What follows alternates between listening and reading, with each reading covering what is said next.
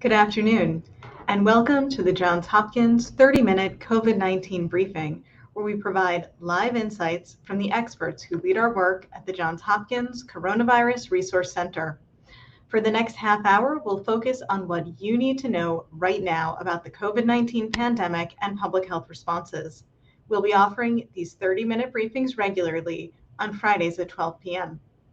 I'm Dr. Lainie Rutkow, a professor at the Johns Hopkins Bloomberg School of Public Health, and I'm part of the leadership team for the Johns Hopkins Coronavirus Resource Center. We'll be providing answers in real time today, so please submit your questions in the box at the bottom of your screen.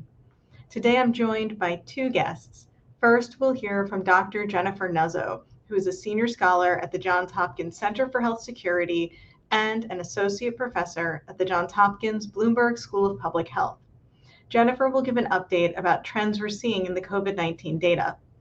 Then we'll hear from Dr. Brian Garibaldi, who's the director of the Johns Hopkins Biocontainment Unit and an associate professor at the Johns Hopkins School of Medicine.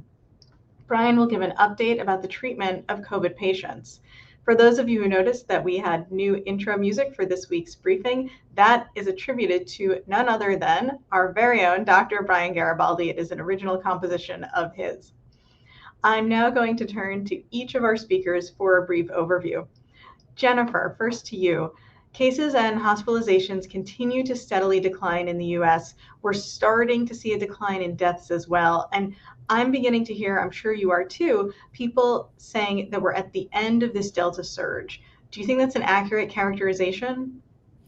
Yeah, thanks, Lainie. I never want to call anything an end, but I certainly welcome the sustained declines in cases that we're seeing across the U.S. So we're down today 13% from last Friday, which is about the percentage of decrease that we saw from the Friday before. So I like to see these trends sustained over multiple weeks. It says that we're headed in a good direction. That's great to see.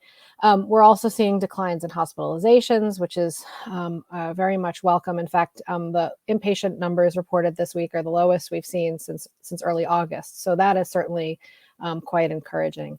Deaths are declining, which is very much welcome. However, the rate of decline in deaths is slower than cases. In part, that's because deaths take a while to catch up with cases. So we're seeing in some states actually some increases in deaths, in part because these are deaths that have occurred from case increases that happened weeks ago.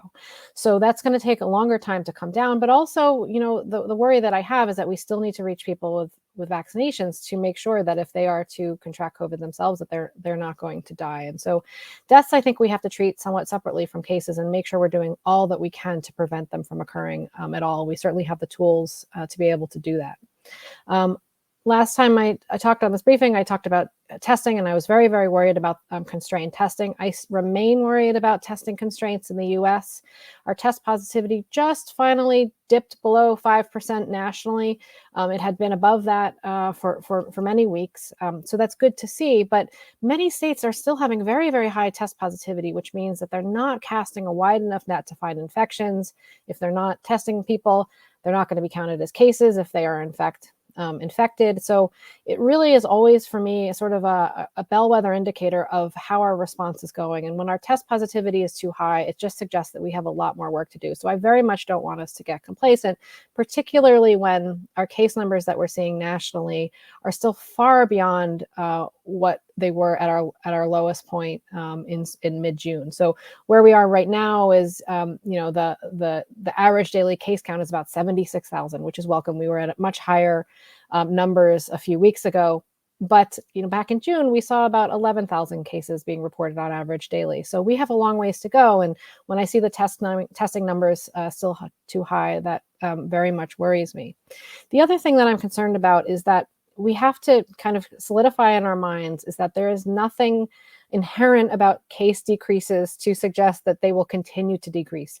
If we change our behaviors, if we do things differently, if we don't sustain the progress that we've been making in terms of increasing immunizations, then we could see the case increases again. And in particular, after the holidays, when people travel and gather in new social networks that creates opportunities for the virus to spread in new ways. So we could see a rise in cases later in the winter. I'm hopeful that the case rises that may occur then will not be nearly as bad as the surge of cases we had last year post-holiday time, in part because we have done a lot more progress, made a lot more progress in terms of vaccinating people. And unfortunately, a lot more people now have immunity due to natural infection. But, it is, of course, I think a challenge to us to make sure we head into the holidays with as much protection as possible. And again, remain laser focused on vaccinating, and in particular, first and second doses in people who haven't yet received them. Before I end, I just want to talk about the situation globally, because again, these questions of is the wave over, and when is this going to end, and everything like that very much depends on what happens in the rest of the world. This is a global pandemic. Though cases have been coming down globally, the rate of decline is not nearly what we're seeing in the US, and it's also stagnating a bit. And in particular, there are parts of the world where I'm acutely worried. Right now, Central Asia and Eastern Europe have some of the highest case increases. So quite a worrisome situation. These tend to be in countries that have lower than average vaccination coverage for the region. So for instance, some of the European countries that are reporting some of the largest case increases, their vaccination coverage is considerably lower than the average vaccination coverage elsewhere within Europe. So again, this question of is it over is very much going to depend on what progress we make in vaccinating, and in particularly what progress we make in controlling the spread of the virus across the entire globe. So there is, of course, more work to be done. And although it may feel like things are getting better here in the United States, we cannot forget the important work that needs to happen elsewhere. Thanks so much, Jennifer. Before I turn to Brian, I want to remind our audience, please do submit questions for our experts in the box that you see at the bottom of your screen. Brian, with hospitalizations decreasing, can you tell us about what you're seeing on the front lines, and also speak to an issue that I know is of great interest to many of those who are watching? How do you counsel patients right now who are asking you about getting a booster? Thanks, Lainie. So, I think what we're seeing here in Maryland in our health system is very similar to what Jennifer talked about. There's been a slow but steady decline in the number of patients that are hospitalized in Maryland in our health system with COVID-19. We are seeing a decline in the number of patients requiring intensive care, including those who go on mechanical ventilation. And for the most part, it continues to be true that the patients who do require that intensive level of care or require a respirator, those are patients who are unvaccinated or have a health condition that makes them either higher risk, usually they're older patients, or something that makes them less likely to have responded to their vaccine if they did complete their vaccination. So this is still, in terms of what we're seeing in the hospital, this is still an epidemic of unvaccinated individuals. What that's translated to in the outpatient arena is that we have seen an uptick in the number of patients who have gotten monoclonal antibodies as either a way to try to prevent them from getting sick enough to go into the hospital once they're symptomatic, or even in some cases we're using it as primary prophylaxis. Someone who's high risk, we know had an exposure to someone with confirmed COVID-19, and we're using those medicines to try to keep them from getting severely ill. Which leads us to, I think, what everyone's been excited about over the last few weeks is the potential for an oral therapy, an oral antiviral therapy called molnupiravir, which has been shown in phase 2 and 3 trials to decrease the likelihood of hospitalization in patients who test positive by up to 50%. That's something that's being currently reviewed by the FDA for a possible emergency use authorization. And there's also been a push by the Gates Foundation in particular to try to bring on board additional manufacturing support so that if this does in fact bear out to be a treatment for outpatients with COVID-19, that it can actually be delivered to developing countries who have had less access to monoclonal antibodies and also less access to vaccines. There's been a lot of information coming down the pipeline this week about vaccines, and I suspect we're going to see a lot more over the next several days. So everyone has probably heard at this point that the CDC yesterday gave the go-ahead to give booster shots for both the Moderna vaccine, and this was recommended for individuals who are at high risk for severe disease or whose occupation or circumstances put them at high risk of coming in contact with COVID-19. And they also gave the go-ahead to give boosters for the J&J vaccine, the Johnson & Johnson vaccine. What is still a little bit less clear is what the role of mixing and matching vaccines is going to be. So in their guidance yesterday, they talked about how it is possible and safe to switch your booster shot to a different manufacturer than the initial shot that you got. And this was based on data that was reported to the FDA looking at 2-week responses in individuals that had gotten a booster shot from a different manufacturer than their original shot. And I think in particular, folks who got the J&J vaccine, there's a lot of interest in whether or not they should consider getting their booster with one of the mRNA vaccines. I think it's a little bit early to know what the right combination would be. But I think it is important that patients who are eligible for boosters recognize that they're available now. And I don't know if I would wait for many more weeks or months to see what might be the absolute best combination. But I think if you're eligible for a booster now, I would recommend that you go and get what's available.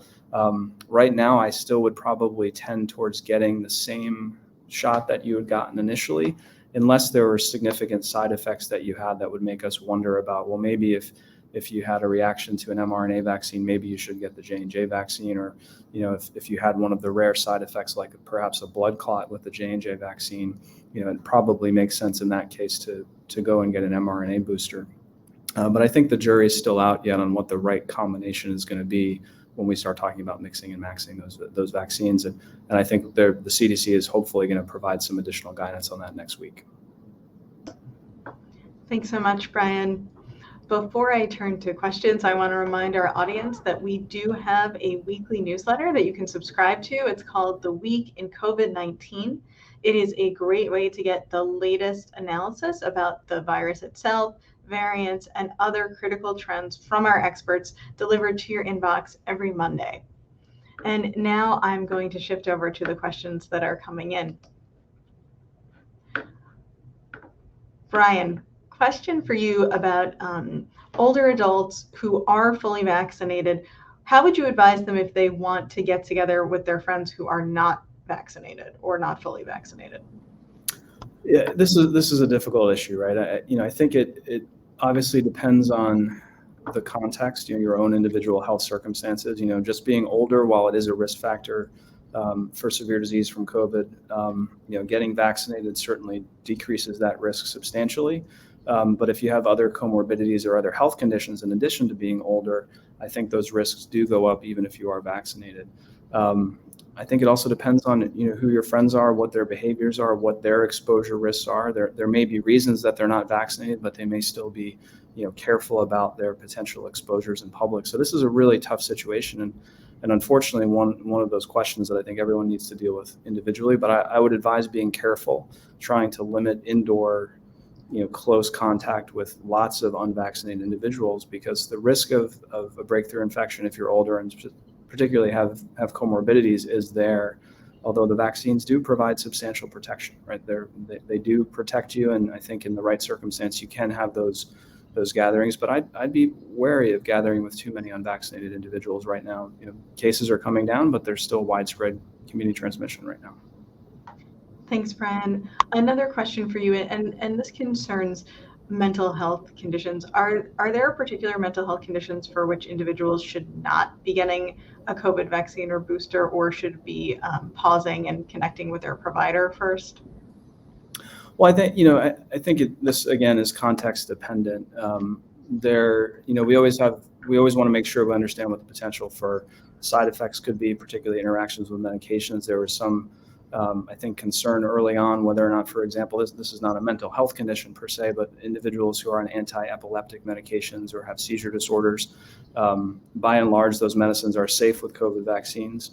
I think if people are concerned, they should talk to their primary care provider before they go and get their booster, but there's nothing that I'm aware of that says someone who has a particular mental health condition should, avoid a particular vaccine or delay getting a booster. I think right now, unless you had a specific reaction to the first vaccine, or unless your primary care provider has provided you some information to delay, I would advise most people to go ahead and get a booster if they're eligible. Thanks, Brian. And Jennifer, we're now moving into a moment where we have to prepare for COVID to be with us for quite some time. So as a society, masking and distancing forever doesn't sound like such a desirable plan. What are your thoughts about the longer term plan for moving forward? I mean, I don't think masking and distancing forever is feasible or even desirable. I do think that right now there are compelling reasons for it, particularly as we're continuing to work to vaccinate more people. But in terms of, sort of where we head, I think there's a few variables that are coming into play. One is that people who may continuing to be masking and distancing despite being vaccinated may be doing so in part either because they're immunocompromised, they haven't yet gotten their booster, or they're worried about more vulnerable loved ones in their midst, like parents who have young children who are not yet eligible to be vaccinated, or people who live with maybe an immunocompromised relative or something along those lines. I think people are being residually cautious despite being vaccinated, not just to protect themselves, but also to protect others. Now, hopefully, as more vaccines become available, and all eyes next week and the week after on federal advisory committees meeting to review the evidence for use of Pfizer vaccine in ages 5 to 11. If vaccines do become available for children, I think that will give a certain amount of comfort and reassurance to parents, and they may feel less worried going forward. I also think another variable is, how all of these efforts add up to ultimately reduce the prevalence of infection in our midst. And so when the prevalence of infection goes down, the likelihood that you'll come in contact with it will be lower, and that makes it less necessary to take additional measures to protect yourself.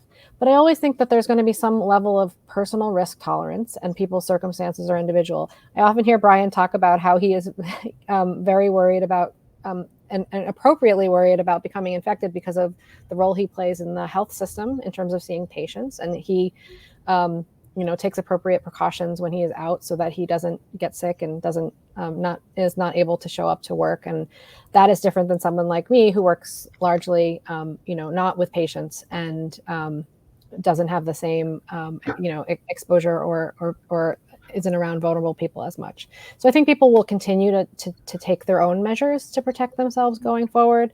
But I do think in the next few months, with hopefully continued decreases in the prevalence of infection and more options for protecting people, that our relationship to the virus will start to change, and we may see fewer of these measures being implemented, in businesses and other organizations. And I think we'll slowly start to adjust away from them. Can I add to that, Lainie? Please, go ahead. One of the things that I've been thinking about for a while, we have the ability to really monitor not just what's happening with COVID prevalence in the community, but also other respiratory viruses. And I think we may be getting to the point where we could begin having discussions about maybe there is a role for masking, not just in terms of if COVID prevalence is going up, but if we see that there's a high level of RSV in the community or a high level of influenza, which we're heading into flu season in many parts of the U.S. now, maybe it's time for us to think about using that data to inform masking for other reasons. So I personally don't have a problem putting on a mask if there's high levels of flu transmission in my neighborhood. If I'm going to be going to the grocery store, I've never seen the issue with masks. The politicization has been obviously something that's decreased mask uptake in certain areas of the country. But I would love for us to be having a discussion about wearing masks beyond COVID to try to prevent vulnerable populations from getting sick and hospitalized and potentially dying from other viral illnesses, not just COVID-19. So, Brian, that's a perfect segue to the next question that I was going to ask you, which the gist of it is, if someone is fully vaccinated, not otherwise vulnerable to SARS-CoV-2 infection, should they still be masking at this point? Well, I think it depends on what you're doing. And I will, I went to the Ravens game 2 weeks ago, and I was wearing an N95 mask, and I was probably the only person wearing a mask in my section. And, that's outside. And I think, if you're outside, the risk is obviously lower. But as Jennifer mentioned, I have personally have a higher threshold to put on a mask just because I'm really trying to not get sick so I can continue to work in the hospital and not miss clinical work. So I think this is going to be a personal decision. I think as we head into the winter, it's probably a reasonable idea to continue to mask when you're indoors with large people, large groups of people who are not from your household and you don't know about their vaccination status. But as case levels continue to come down, I think we'll be at a point where you could consider going to larger events and maybe being indoors and not masked as frequently. But I don't think we're at that point yet. I think there's still enough community transmission in most parts of the U.S. that if you're indoors with large groups of people, especially if you don't know what their vaccination status is, I would put on a mask right now for those types of activities. Outside, walking around, I don't wear a mask if I'm just kind of walking down the street in the neighborhood. But if I go into a store, I put on a mask. And it's not just for my own protection. It's for I think, respecting other people's safety and trying to make sure that there's no way to understand the circumstances of those around you. And I think masks protect you, but they also protect other people. If I, unfortunately had an asymptomatic infection, I want to make sure that I'm not putting other people at risk. Thanks, Brian. I understood everything you said, except I was a little confused off the bat about the Ravens game. I thought you were more of an Orioles person. Well, I'm actually a Yankees and a Giants fan, but. Now the real truth comes out in the briefing. Wait, Jennifer, question for you. I don't think we can recover from this. This is just taking a turn. New topic. So, at this point in the pandemic, how good or accurate is the reporting about cases? Or does it, you've been in this for 20 months. Mm-hmm. Do you feel like we're where we need to be? In terms of the data, no, we're not. And I talked a lot about the constrained testing and why I'm worried about it, in part because when testing is constrained and we see the positivity in states and nationally too high, that means we are missing infections. We are increasingly missing infections. So they're happening. People may have symptoms and just aren't getting tested because they can't find a test. They don't know where to go. It's just much harder now. Or they heard that it takes 3 to 5 days for your test results to come back, which is still very true in a lot of places. Which is really not useful. So that is certainly a challenge. The other challenge is that because of those testing constraints, particularly in the infrastructure, the urgent care centers, the testing sites, all of those things that are just harder to access now, people are increasingly turning to rapid tests, which are an important tool, and particularly to that earlier question about, if you're a vaccinated person, can you get together with unvaccinated friends? One of the tools that people are using to help adjudicate those decisions are rapid tests, perhaps, prior to seeing those friends. I think they're important tools, but when you perform a rapid test on yourself, unless you go and follow it up with a healthcare provider, that infection, if you're found positive by the rapid test, will not be counted as a case. So when we're increasingly relying on rapid tests and the tests are being performed outside of, traditional health reporting centers like laboratories or urgent clinics, health clinics, we are not capturing those infections as cases. And I have had a lot of worry about just the generalizability of the testing that's happening now and what it means in terms of the rest of the community. So if a lot of the testing that's happening is done by businesses, say or universities of their populations, their workers, their students, et cetera, the prevalence of infection in those communities may not be the same as what it is elsewhere.